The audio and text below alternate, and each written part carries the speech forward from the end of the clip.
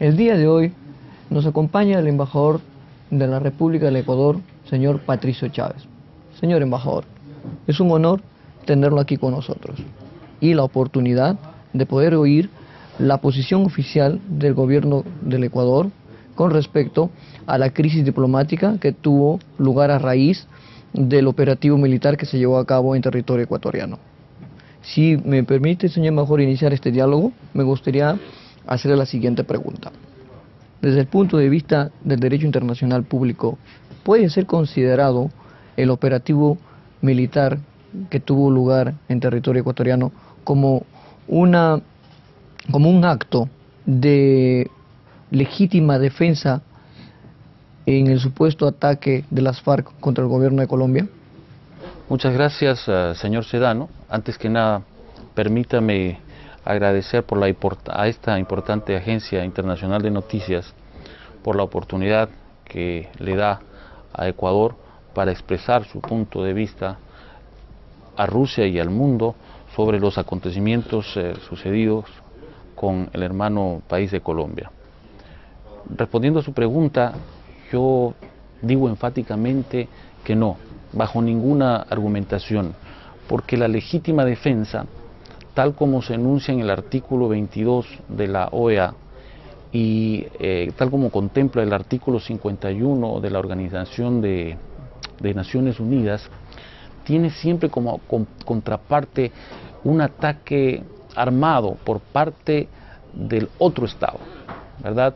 Lo que en este caso no sucedió, ya que no existió ataque armado alguno por parte del Ecuador hacia territorio colombiano. Por cualquier otra interpretación del concepto de lectura, la legítima defensa no es compatible con la Carta de la ONU, porque dice que el análisis dice que la agresión debe ser justificada, y eso solo es posible si el Estado ha respondido a la agresión de otro Estado, que esa es la necesidad. Y la magnitud del hecho requiere respuesta en el momento, esa es la inmediatez.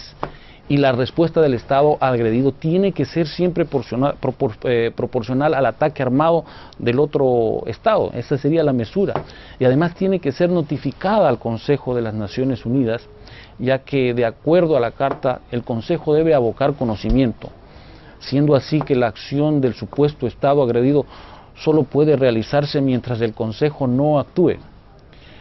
Entonces, contemplando estos tres puntos que son necesidad, inmediatez y medida, esto no se ha dado de ninguna manera, señor Sedano, y bajo estos parámetros no existió jamás alguna agresión o legítima defensa, diríamos, por parte de Colombia y una agresión por parte del territorio ecuatoriano. Muchos analistas temen o pronostican la probabilidad de un enfrentamiento militar. A su parecer, ¿es posible el desarrollo de este conflicto o de este enfrentamiento militar entre los países hermanos? Bueno, es importante primero delimitar las proporciones de lo que llamamos conflicto. Efectivamente, siguiendo el orden de los hechos, tras la acción ilegal de Colombia al violar la integridad territorial del Ecuador y posteriormente emitir graves e infundadas acusaciones sobre supuestos tratos entre las FARC y el gobierno del Ecuador, el presidente constitucional de la República, el economista Rafael Correa Delgado, anunció la decisión de romper las relaciones diplomáticas con el gobierno de Colombia. Y a partir de este momento se generó el conflicto entre los dos estados. Ahora bien, conforme lo establecen las cartas en sus respectivos artículos, los estados deben tratar de resolver sus conflictos por medios pacíficos, en donde la solución, se busquen soluciones de todo tipo, pero soluciones a estas controversias como la mediación, los buenos oficios, la investigación y la conciliación sin citar negociación directa. En este caso ya no es aplicable por falta de la confianza generada y la ausencia de verdad en las expresiones del gobierno colombiano. así que también para la solución de conflictos puede utilizarse incluso hasta el medio jurídico, que en este caso podría ser una demanda ante la Corte Internacional de Justicia de la Haya, y yo creo que eso sería, ¿no? A propósito de romper relaciones, me gustaría hacer la siguiente pregunta. El gobierno del presidente Hugo Chávez rompió todo tipo de relaciones comerciales con el gobierno de Colombia. En este aspecto, el gobierno de Ecuador también tiene pensado tomar medidas análogas con respecto a Colombia. Bueno, siempre ha existido el principio de preservar el comercio. Recordemos que no es la primera vez que se dan situaciones críticas entre nuestros países. Ya en diciembre del año 2006, Colombia aseguró que en territorio ecuatoriano existían 10 o 15 hectáreas de cultivos de coca. Y está claro que esa aseveración lo que buscaba era justificar el tema de las aspersiones, y que fue rechazada no solamente por el Ecuador, sino por toda la comunidad andina en su conjunto. En esta ocasión el Ecuador mantuvo su intención de separar lo comercial y de proteger los nexos que tiene con Colombia en esta materia, ¿no? Pienso que las relaciones comerciales entre ambos países siguen su curso, pero evidentemente la afectación de la economía en general es inevitable, ya que el precio del barril de crudo superó los $105, y evidentemente la crisis política entre Ecuador, Venezuela y Colombia es un detonante. A raíz del operativo militar que se llevó a cabo en el territorio ecuatoriano, sufrió un ciudadano mexicano, al parecer es una señorita y posiblemente estudiante. Nos gustaría saber si se tienen cifras exactas de cuántos ciudadanos mexicanos han caído en este operativo militar. Bueno, según la información proporcionada por los medios de comunicación hasta el momento, se conoce que un ciudadano mexicano falleció a causa de esta infame incursión armada por parte de Colombia. La estudiante mexicana a quien seguramente usted se refiere se encuentra fuera de peligro, hospitalizada en un centro de asistencia médica en la ciudad de Quito. El presidente Rafael Correa está realizando una serie de visitas de carácter extraordinario a los países de Perú, Brasil, Venezuela, Panamá y República Dominicana. Dentro de este grupo de países nos gustaría saber por qué precisamente visita el Perú y República Dominicana. La gira que realiza el presidente de la República a partir del pasado martes 4 de marzo se inició en Perú para luego trasladarse a Brasil, estará en Panamá, en Nicaragua. Bueno, tiene como objeto exponer a sus respectivos homólogos sobre la gravedad de la situación originada por la incursión de las fuerzas colombianas sin autorización en el territorio nacional el pasado 1 de marzo, y el deliberado intento de desviar la atención de la violación de la soberanía del Ecuador con informaciones totalmente infundadas, cantinflescas. El presidente Rafael Correa ha explicado con fundamentos la posición nacional, y el resultado se evidencia en que todos estos países han dado su respaldo al principio inviolable y sagrado de la no agresión a la soberanía de otros países. Y para ello deseo citar textualmente las expresiones del señor presidente constitucional del Ecuador en Lima, cuando él hizo un llamado a la comunidad internacional y invitó a cerrar filas no alrededor de Ecuador, sino alrededor del principio, alrededor de la ética, alrededor del derecho que deben guardar las relaciones internacionales, al menos en una región de paz como siempre ha caracterizado a Latinoamérica.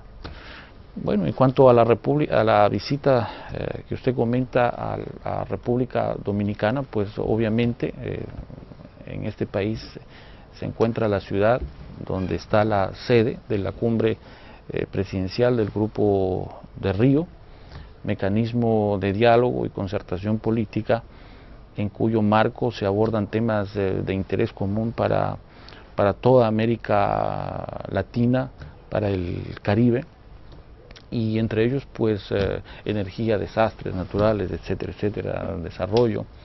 Entonces el presidente Correa intervendrá en la reunión en estos temas también y por supuesto abordará los temas del actual conflicto con Colombia. Dentro del marco de la OEA es sabido que el 17 de marzo el Consejo de Ministros de Relaciones Exteriores se reunirá. En este aspecto nos gustaría saber si se sabe de qué países son los embajadores que visitarán el lugar de los hechos, el lugar del incidente militar. Entendemos que la comisión que viajará al lugar de los hechos y constatará lo sucedido, primero está presidida por el secretario general de la Organización de los Estados Americanos, José Miguel Insulza, y los embajadores de Argentina, Bahamas, Brasil, Panamá y Perú. En este sentido, señor embajador, si se sabe que ya hay una comisión determinada que llegará al lugar de los hechos, me gustaría o nos gustaría saber cuál es el objetivo real del envío o la movilización de tropas ecuatorianas a la frontera con Colombia. Es importante señalar que el papel que ha desempeñado el ejército ecuatoriano con su presencia en la zona de la frontera con Colombia ha sido crucial. En los últimos años el Ecuador ha mantenido control y resguardo en esta compleja zona de alrededor de 720 kilómetros, donde desde el año 2004 hasta la presente fecha se ha desmantelado y se ha destruido más de 117 bases clandestinas de estos grupos irregulares localizadas alrededor de la frontera en el territorio nacional. Así que es lógico además y legítimo que el Ecuador con todo su derecho tenga que vigilar y precautelar su seguridad interna y lógicamente de esta manera evitar futuros actos que vulneren la integridad territorial. Señor Patricio Chávez, se sabe que durante la operación militar se encontró información en una de las computadoras incautadas al segundo de la FARC, Raúl Reyes, que involucra de un modo u otro al gobierno del presidente Rafael Correa. Asimismo, sabemos que los Estados Unidos está interesado en recibir esta información para verificar la autenticidad de la misma. En el caso de que Colombia decida proporcionar esta información, la pregunta es la siguiente: ¿existe alguna propuesta al gobierno de Rusia para que participe en la verificación de esta información en conjunto con Estados Unidos? Mire, como ya lo dije anteriormente, intentar comprometer al presidente de la República, Rafael Correa, es una infamia. Tuve la oportunidad de leer la supuesta información obtenida de esa computadora en la que incluso se decía que el candidato a la presidencia de la República por el Partido Demócrata de los Estados Unidos, Barack Obama, no apoya el Plan Colombia. Bueno, señor periodista, haga usted sus propias conclusiones. Ahora, evidentemente es muy importante para el Ecuador y para la región el pronunciamiento de la Federación de Rusia. En días pasados tuve una importante reunión con el vicecanciller de la República de Rusia, Sergei Ivanovich Kislyak, y también conozco que durante la conversación que también tuvo el presidente de la República de Venezuela con el presidente Vladimir Putin, transmitió su esperanza de que el actual conflicto entre Colombia y Ecuador se solucione por los medios diplomáticos y que, bueno, pues confían en que todos los actores sigan haciendo los máximos esfuerzos para solucionar el conflicto por estos medios políticos y diplomáticos. Esto ha sido también informado en un comunicado del Kremlin, y para nosotros obviamente es muy importante el que Rusia, que es un país que proclama abiertamente su voluntad y su deseo de contribuir a la estabilidad en todo el mundo, se manifieste, pues, y en este contexto el planteamiento por ustedes puesto es muy factible, ¿no? Señor embajador, es de conocimiento que la OEA aprobó la resolución que califica la operación militar llevada a cabo en territorio ecuatoriano como una grave violación al territorio y a la soberanía de la República del Ecuador por parte de Colombia. Sin embargo, se sabe que los gobiernos de Ecuador y Venezuela han manifestado que la crisis diplomática tendrá su fin siempre y cuando la acción colombiana sea condenada a nivel mundial. En este sentido viene la pregunta: ¿Quito apelará ante el Consejo de Seguridad de la ONU o tratará de resolver el tema de la crisis diplomática dentro del marco de las organizaciones regionales?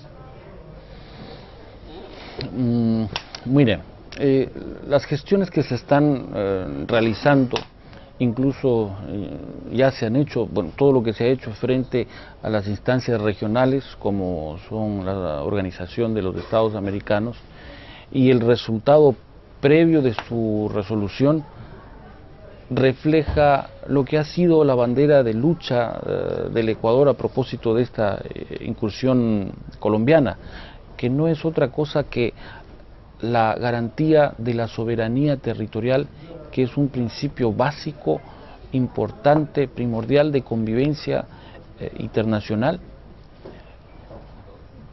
que se debe precautelar a toda costa, y en este caso pues no se debe ni se puede violentar bajo ningún motivo. Tal como dicta la Carta de la OEA, el Ecuador agotará todos los recursos ante esta instancia regional, que es pues lógicamente a la que le compete en primera instancia, y en este caso pues de no tener todos los resultados deseados, pues el Ecuador irá a otras instancias, pero hasta el momento el presidente del Ecuador ya ha apelado ante el Consejo de Seguridad de la ONU y ante la Asamblea General. Y finalmente, señor embajador, ¿qué medidas para regularizar la crisis diplomática el gobierno de Ecuador espera que Colombia tome? Bueno, como primero, que en el marco respectivo se condene la violación al territorio y a la soberanía de un Estado perpetrada por otro Estado. En segunda instancia, que el gobierno colombiano exprese disculpas sin atenuantes o justificaciones ante la comunidad internacional. Y también solicitamos que se exprese el fiel y formal compromiso que jamás se va a agredir a otro país y que se retiren todas las acusaciones, y esto es muy importante, que se retiren todas las acusaciones realizadas en contra de nuestro gobierno, puesto que simplemente ellos están conscientes y lo saben de que son nada más que falacias. Señor embajador, quisiera expresarle mis agradecimientos por la gentileza de haber tenido de acceder Gracias, señor periodista. a la invitación de RIA Novosti, y esperamos que nuestra agencia contribuya en algo a la solución pacífica de este penoso conflicto entre dos hermanos países latinoamericanos. Hasta otra oportunidad. Muchas gracias.